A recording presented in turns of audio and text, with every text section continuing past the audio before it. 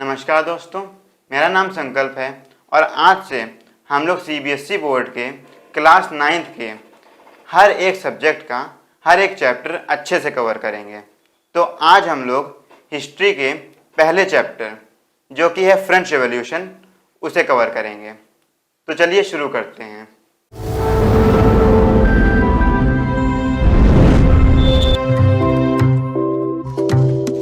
Chapter के पहले page में हमको एक प्रकार का क्लाइमैक्स दे रखा है।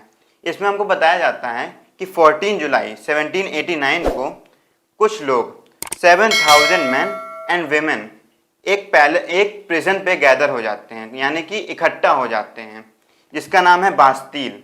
वो ऐसा क्यों करते हैं? क्योंकि एक र्यूमर स्प्रेड हुआ था वहाँ पे कि राजा ने, जो कि थे लुइस 16, उन्होंने उनके ऊपर, जनता के ऊपर ओपन फायर यानी कि गोलाबारी करवाने का आदेश दे दिया है। वहाँ पे मोनार्की चलती थी, यानी कि राजा के पास एब्सोल्यूट पावर थी, वो जो करना चाहें वो कर सकते थे। अब लोगों को बचने के लिए हथियार चाहिए थे, तो एक प्रिजन था बास्तील, उस पर उन्होंने अटैक किया। कहने के लिए वो प्रिजन था, लेकिन उसमें राजा अपने हथियार इकट्ठा करके रखता था। जब उन्होंने उसमें हमला किया तो सिर्फ और सिर्फ 7 प्रिजनर्स निकले और वहाँ का जो गार्ड था उसे मार दिया गया। इसके बाद हमें बताया जाता है कि ये सब जो हुआ, यहीं से शुरुआत होती है फ्रेंच रेवोल्यूशन यानी कि फ्रांस की क्रांति की। आगे हम बढ़ते हैं। इसमें पहला टॉपिक हमें बताया गया है French society during the late 18th century. तो बेसिकली 1774 में लुइस द 16 उन्होंने वहाँ का थ्रोन, वो अपने थ्रोन पे बैठे। उन्होंने 20 साल की उम्र में अपनी एक ऑस्ट्रियन प्रिंसेस मैरी एंटोनेट से शादी करी। जब उन्होंने राजगद्दी संभाली तब वहाँ का जो क्या कहते हैं ट्रेजरी थी वो बिल्कुल खाली थी। उनके पास बिल्कुल पैसा नहीं था। क्यों नहीं था? क्योंकि लंबे समय से वॉर्स चलती आ रही थी फ्रांस के साथ। इसकी वजह से सारा का सारा खजाना खाली हो गया था और इसके साथ साथ वो अपने अय्याशी के लिए अपने कोर्ट को और अपने महल को संभाल के रखता था। इसकी वजह से और पूरा उनका खजाना खाली हुआ जा रहा था। उनको लोगों से कोई मतलब नहीं था। फिर हमको बताया जाता है कि ये सब होने के बावजूद लुइस द 16 आर्मी को मेंटेन करने के लिए, ये सब मेंटेन करने के लिए, यूनिवर्सिटी को मेंटेन करने के लिए और भी ज़्यादा टैक्सेस इम्पोज करना चाहता है। किसके ऊपर? थर्ड एस्टेट के ऊपर। अब ये एस्टेट्स क्या हैं? हमारा टॉपिक ही है French society during late 18th century. Society, उस टाइम की जो सोसाइटी थी वो 3 एस्टेट्स पे बेस्ड थी। First estate, second estate and then third estate.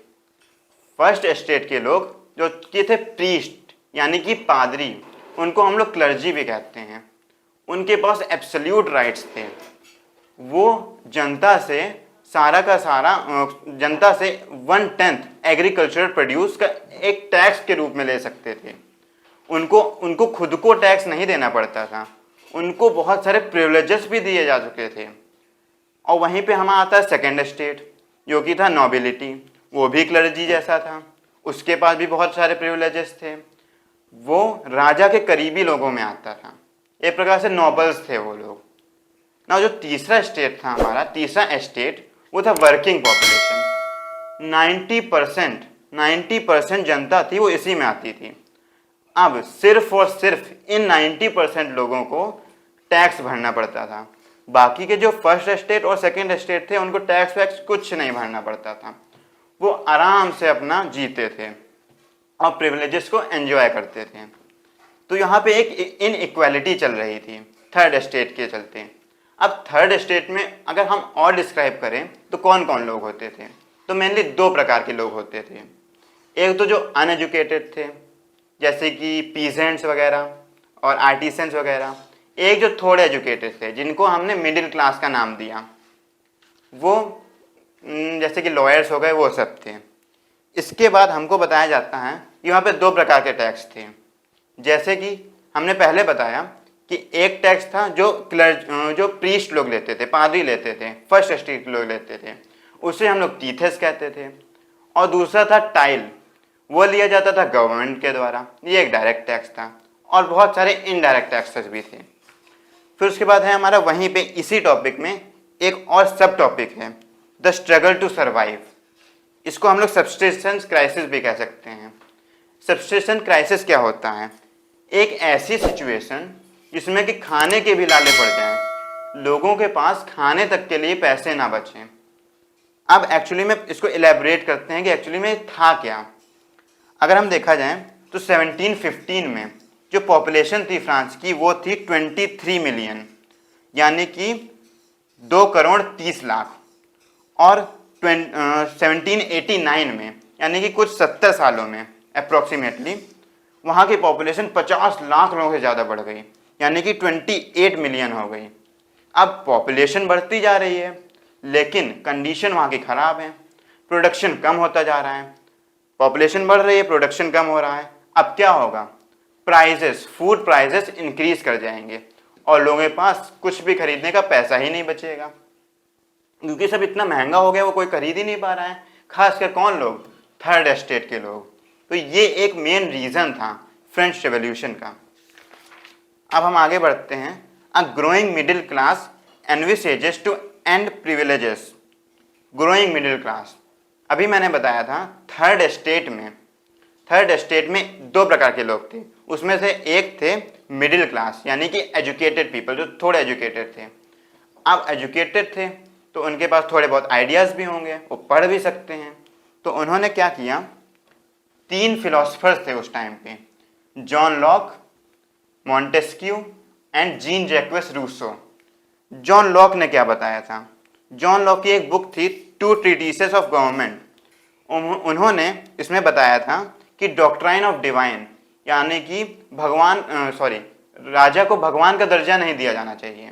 भगवान, जो राजा हैं वो हमें भगवान नहीं है, वो जो कर रहे हैं वो सब कुछ सही नहीं हो सकता है। हमें मोनार्क की एब्सोल्यूट पावर को नकारना होगा। इसी आइडिया को आगे बढ़ाया किसने? जीन जैक्वेस रूसो ने।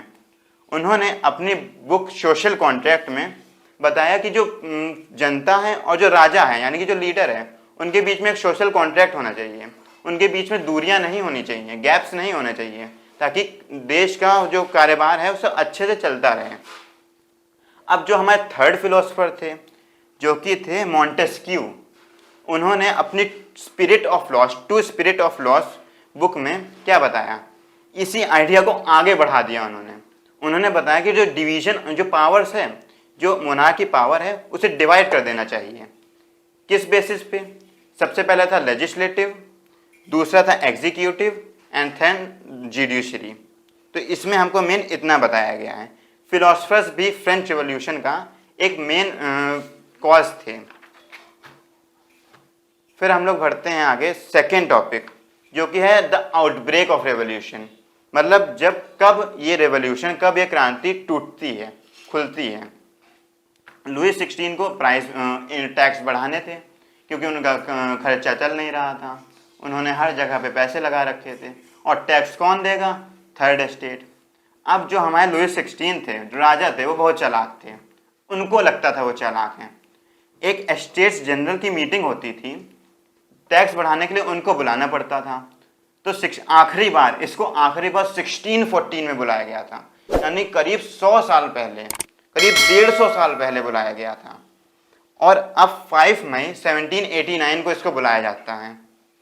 इसमें बताया जाता है कि 300 लोग आएंगे फर्स्ट एस्टेट के, 300 लोग आएंगे सेकेंड एस्टेट के, यानी कि क्लर्जी और नोबेलिटी, और थर्ड एस्टेट जिन लोगों को जिन लोगों पर टैक्स लगाया जाता था, उनकी संख्या होगी 600।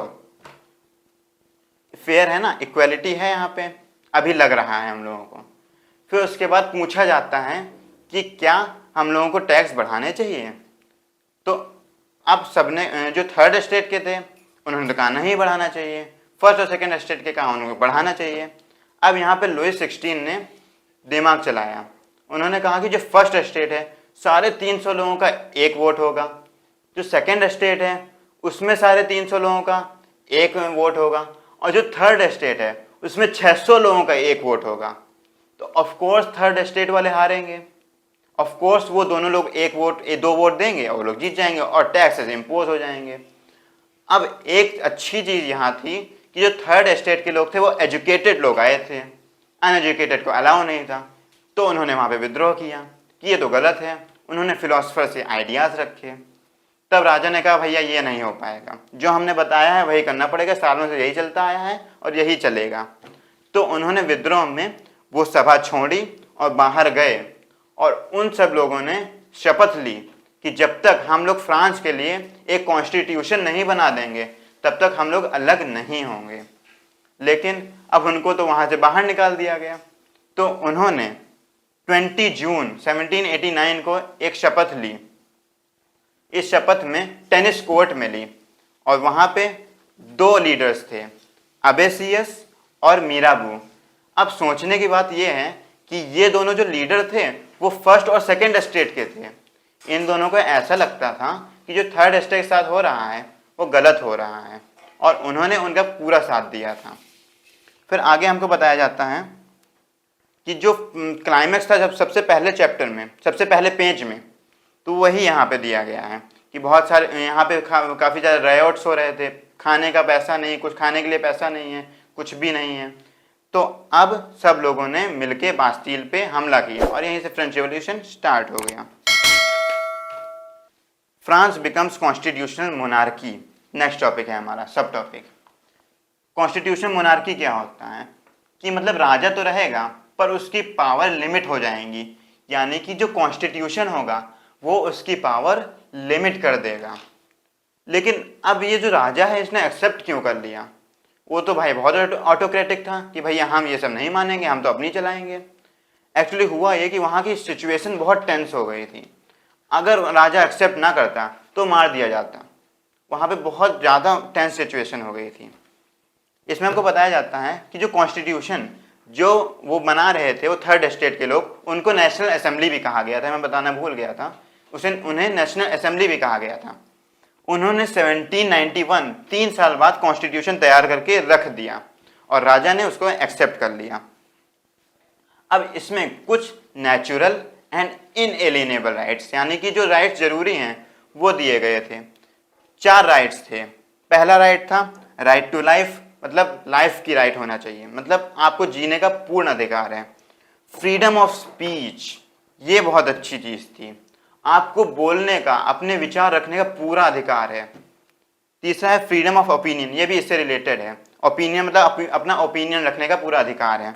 और इक्वलिटी बिफोर लॉ, यानी कि कॉन्स्टिट्यूशन के सामने सबके सब इक्वल हैं, चाहे राजा हो, फर्स्ट स्टेट का हो, सेकंड स्टेट का हो, थर्ड स्टेट का हो, कोई भी हो, सब इक्वल हैं। तो ये कुछ राइट्स थे जो निकल के आए थे। इसमें एक चीज़ ध्यान देने वाली है, इसमें हमको दिखाया गया है राइट्स ऑफ मैन, यानी कि आदमियों के लिए राइट्स, विमेन के लिए नहीं था। तो यहाँ पे इक्वालिटी को थोड़ा सा कंट्राडिक्शन भी किया गया है, उसे हम आगे डिस्कस करेंगे। फिर कुछ पॉलिटिकल सिंबल्स दिए गए हैं, अप्रोक्सीमेट 9 सिंबल्स हैं। इसमें अगर हम देखेंगे तो जो ब्रोकन चेन है वो फ्रीडम के लिए है, जो फ्रीडम ऑफ स्लेव्स है। फिर बंडल ऑफ रॉड्स यूनिटी के लिए है। ये आईविडेड ट्रायंगल राइडिंग, ये है इग्नोरेंस ऑफ क्लाउड्स, मतलब जो क्लाउड्स हैं इग्नोरेंस है उसको हटाने के लिए। और स्केप्चर है सिंबल ऑफ रॉयल पावर, यानी कि जो स्केप्चर दूरबीन है इसे हम रॉयल पावर का सिंबल भी कह सकते हैं। फिर ऐसे स्नेक बाइटिंग, ये इंपॉर्टेंट है, ये इक्वलिटी के लिए है। ये फाइग्रीन टैप, ये है स्लेव्स के लिए, स्लेव्स को फ्री करने के लिए। ऐसे ही 3-4 और हैं, हम आगे बढ़ते हैं, ज़्यादा इंपॉर्टेंट नहीं है। France abolishes monarchy and becomes a republic, मतलब अब कॉन्स्टिट्यूशनल मोनार्की से भी उन लोगों का नहीं बन रहा था, अब पूरा रिपब्लिक यानी कि गणतंत्र बन गया। क्यों बनाया गया गणतंत्र? गणतंत्र का मतलब क्या होता है? गणतंत्र का मतलब ये होता है, रिपब्लिक का मतलब ये होता है कि अब यहाँ पे हेरिडेटरी, यानी कि राजा का बेटा, उनका बेटा राजा नहीं बनेगा, अब जो मेरिट के हिसाब से बनेगा, अब जो इक्वल है वही बनेगा। अब इसमें हमको बताया जाता है कि जो लुई 16 है उनको पच नहीं रहा था ये सब, कॉन्स्टिट्यूशन वगैरह उनको समझ नहीं आ रहा था। और उनके जो आसपास के देश थे वहाँ के लोग भी प्रोटेस्ट करने लगे कि ये सब हो रहा है तो हमारे देश में भी होगा। तो वो मिल गए लुई 16 यानी कि राजा के साथ। ऑस्ट्रिया प्रूशिया, ये 2 मेन कंट्री थे, 2 मेन एम्पायर थे जो इनके साथ जुड़े। लेकिन नेशनल असेंबली थर्ड स्टेट्स के लोगों को पता चल गया ये बात। उन्होंने क्या किया, ऑफ कोर्स वॉर डिक्लेयर कर दी। किसके अगेंस्ट? ऑस्ट्रिया और प्रूशिया के अगेंस्ट। बहुत सारे लोग गए वॉर में, गाते हुए क्या, मार्शलीज। उनका नेशनल एंथम है मार्शलीज, जो मार्शलीज शहर के नाम पे पड़ा है। इसको दिया है, इसका नाम दिया है रॉजर डी एल इसले ने। उसके बाद हमको बताया जाता है कि यहीं पे पॉलिटिकल पार्टीज बनने लगती हैं। एक मेन पॉलिटिकल पार्टी थी convent of ST Jacob in Paris, यानी कि जैकोबिन क्लब। इसके लीडर थे मैक्सिमिलियन रॉबेस्पियर। अब वॉर चल रही है, उनका पता चल गया है कि जो राजा हैं उन्होंने विद्रोह किया है, उन्होंने गलत काम किया है, उन्होंने कॉन्स्टिट्यूशन के बाहर जाके काम किया है, कॉन्स्टिट्यूशन के खिलाफ काम किया है। तो इन लोगों ने जैकोबिन क्लब के लोगों ने प्लान बनाया और यहाँ पे राजा रहते थे पैलेस ऑफ ट्वेल्वरीज, वहाँ पे हमला किया, उनके गार्ड्स को मारा और इनको होस्टेज बना लिया राजा को, उनको पकड़ लाए। जुडिशरी जो थी, जो थर्ड डिवीजन ऑफ पावर में जो थर्ड था जुडिशरी, उसने पाया कि गिल्टी हैं, ये जो राजा हैं इन्होंने गलत काम किया। अब इनको 21 जनवरी 1793 में एग्जीक्यूट कर दिया गया पब्लिकली। एग्जीक्यूट मतलब मार दिया गया। कहाँ पे? प्लेस दे ला कॉनकॉर्ड में। साथ में मैरी एंटोनेटे के साथ भी थोड़ी दिन बाद यही हुआ, उनकी वाइफ जो थी। अब राजा मर गए।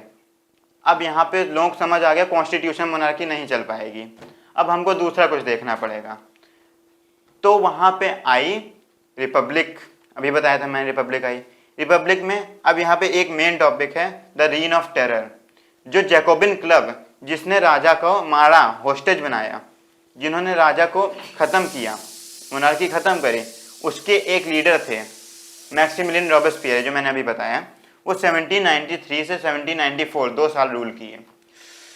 बहुत गलत रूल किया उन्होंने इक्वालिटी को बहुत ऊपर, बहुत ओवर समझ लिया। क्या क्या किया? ऑल दो, मतलब जो भी उनके खिलाफ थे उन सबको उन्होंने एनिमी बना दिया। चाहे फर्स्ट स्टेट का हो, चाहे सेकेंड स्टेट का हो, चाहे उनकी खुद की पार्टी का हो, जो उनके खिलाफ जाता था उसको मार देते थे जुडिशरी में ले जा करके। इसमें बताया जाता है एक बुलेटिन, एक डिवाइस था जिससे लोगों को काट दिया जाता था, उनका सर काट दिया जाता था, बीहेडेड किया जाता था। उनके साथ क्या कहते हैं, राजा के साथ भी यही हुआ था। अब ये रॉबेस्पियर क्या कर रहे थे यहाँ पे फ्रांस में, उन्होंने क्या किया, मीट और सब कुछ राशन कर दिया। जो ब्रेड थी उसे इक्वलिटी ब्रेड बना दिया, मतलब कि चाहे जितने अमीर हों सबको एक ही प्रकार की रोटी खानी पड़ेगी और कुछ नहीं खा सकते वो लोग। क्या ये इक्वलिटी है? मेरिट के हिसाब से क्या इक्वलिटी है? नहीं, ये इक्वलिटी नहीं है। उन्होंने क्या किया कि वहाँ पे एक मोन्सेर यानी कि सर और मैडम को कन्वर्ट कर दिया सिटीजन में, सितोयने में, कि सब लोग एक दूसरे को सितोयन कहेंगे यानी कि सिटीजन कहेंगे, कोई किसी को सर मैडम नहीं कह सकता। जो पीजेंट्स हैं उनको अपने ग्रेन सरकार को ही बेचने पड़ेंगे। सब लोग इतना परेशान हो गए कि 1794 में, जुलाई के 1794 में इनको अरेस्ट किया गया और इनको भी गुलोटिन कर दिया गया, यानी कि इनका सर काट दिया गया। अब वहाँ की सिचुएशन बहुत टेंस हो चुकी थी। अब वहाँ के लोगों को समझ नहीं आ रहा था। तो जो पावर थी इनके मरने के बाद, जो पावर थी वो चली गई किसके हाथों में? वेल्दियर क्लास यानी कि फर्स्ट स्टेट और सेकेंड स्टेट के पास में। अब उन्होंने क्या किया, जिनके पास राइट टू वोट था वो हटा दिया। अच्छा, एक टॉपिक मैंने मिस कर दिया है गलती से, एक्टिव सिटीजन्स और पैसिव सिटीजन्स। पेज नंबर 10 पे फ्रांस बिकम्स कॉन्स्टिट्यूशन मोनार्की में इसमें क्या बताया गया है कि दो प्रकार के सिटीजन्स थे, दो प्रकार की सिटीजनशिप दी गई थी। एक था एक्टिव सिटीजन्स, दूसरा था पैसिव सिटीजन्स। एक्टिव सिटीजन्स को राइट टू वोट का अधिकार था, केवल 40 लाख लोग थे इनमें से जिनको वोट का अधिकार था। बाकी के 28 लाख लोग, जितने भी बचे लोग थे, उनको राइट टू वोट नहीं था। क्यों? जो पैसिव सिटीजन्स में थे जिनको राइट टू वोट नहीं था, उसमें थे वीमेन और जो पुअर क्लास के लोग थे, उनको राइट टू वोट नहीं दिया गया। हम लोग अपने टॉपिक पे वापस आते हैं। तो यहाँ पे रीन ऑफ टेरर खत्म हो गया हम लोगों का। अब आता है डायरेक्टरी रूल्स फ्रांस। एक डायरेक्टरी बनाई गई थी। अब ये जो अमीर लोग थे, इन्होंने सोचा कि एक लोगों के हाथ में दे दी पावर तो दिक्कत है भाई, ये भी ऑटोक्रेटिक बन जाएगा, चाहे डेमोक्रेसी हो ना हो, ऑटोक्रेटिक बन जाएगा वो। इसीलिए इस पर 5 लोगों को अपॉइंट किया गया। They appointed a directory and an executive of 5 members, ये सोच के कि अब 5 मेंबर होंगे, पावर डिवाइड होगी, अब यहाँ पे गलत डिसीजंस नहीं होंगे। पर क्या हुआ, ये भी गलत थे। अब वो लोगों के पास पावर सेम है, उन्होंने क्या करना शुरू किया, एक दूसरे को डिसमिस करने लगे। अब वो लोग एक ही दूसरे से लड़ रहे हैं, उनको स्टेट से, कंट्री से कुछ लेना देना नहीं है। तो इससे क्या हुआ, पॉलिटिकल इंस्टेबिलिटी बन गई फ्रांस में। और उसी पॉलिटिकल इंस्टेबिलिटी का फायदा उठाया नेपोलियन बोनापार्टे ने, एक मिलिट्री डिक्टेटर था और उसका राइज हो गया यहीं से। और उसने आगे चल के स्लेवरी भी इम्प्लीमेंट करी थी। इसको हम आगे कंक्लूजन वाले टॉपिक में अच्छे से पढ़ेंगे, उसमें इसके बारे में पूरा दे रखा है। अगले टॉपिक में हम आते हैं, did women have a revolution, क्या औरतों का भी रेवोल्यूशन हुआ था।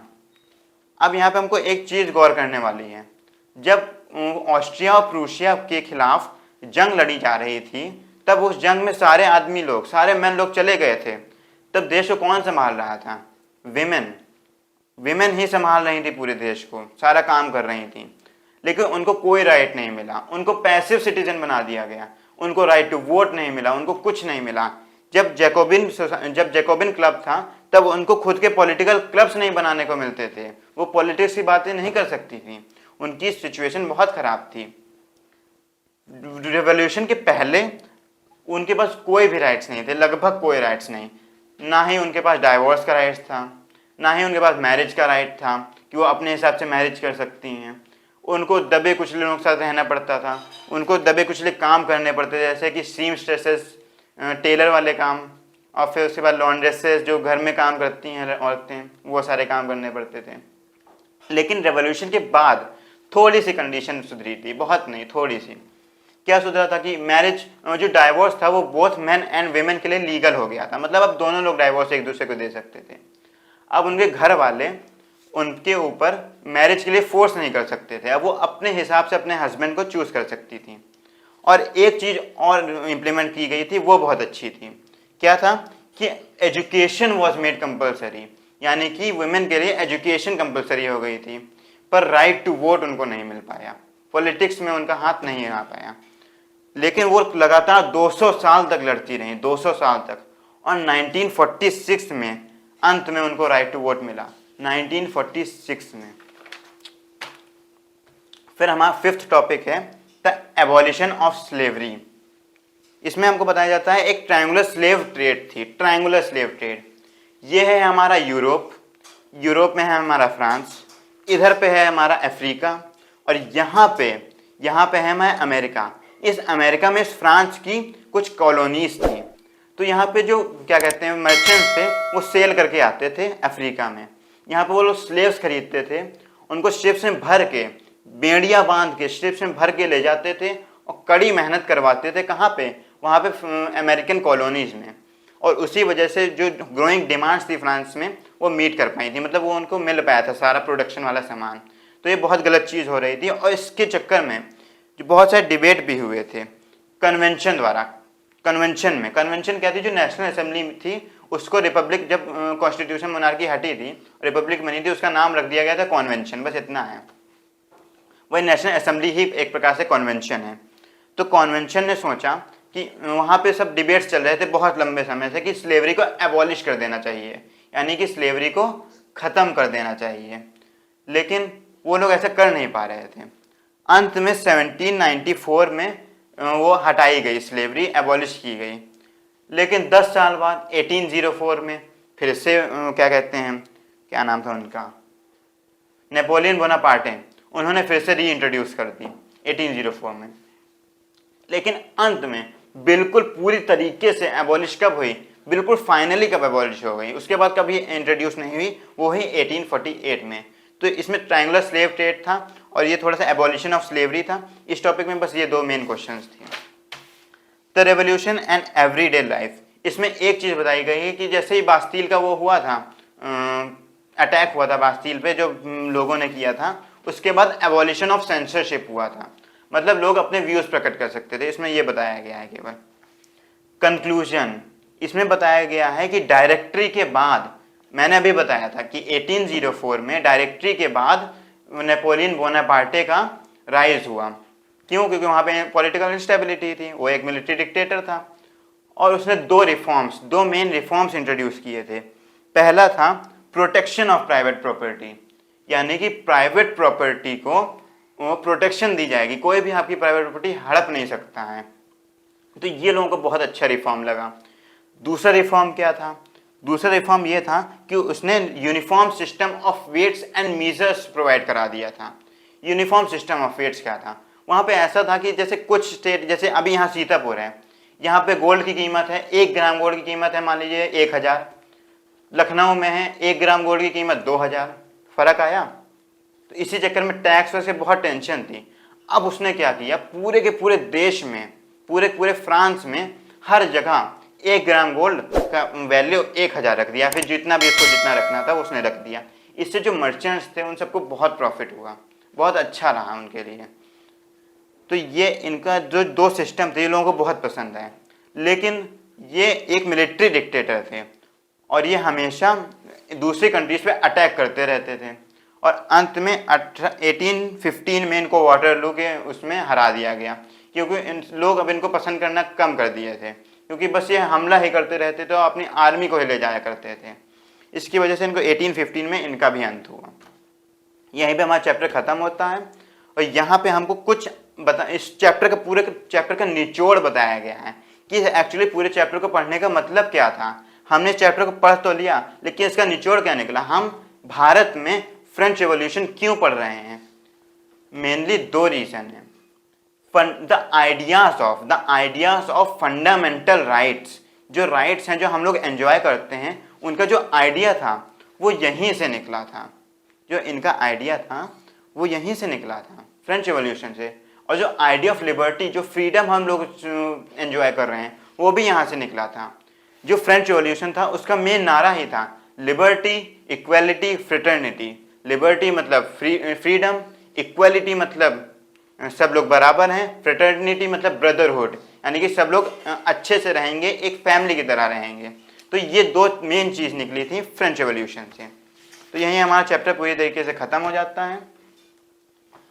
हम उम्मीद करते हैं कि आपको शिक्षा भारत से काफ़ी अच्छी इन्फॉर्मेशंस मिली होंगी और मैंने जो चैप्टर पढ़ा है इससे आपको काफ़ी मदद मिली होगी। तो आज के लिए इतना ही। धन्यवाद।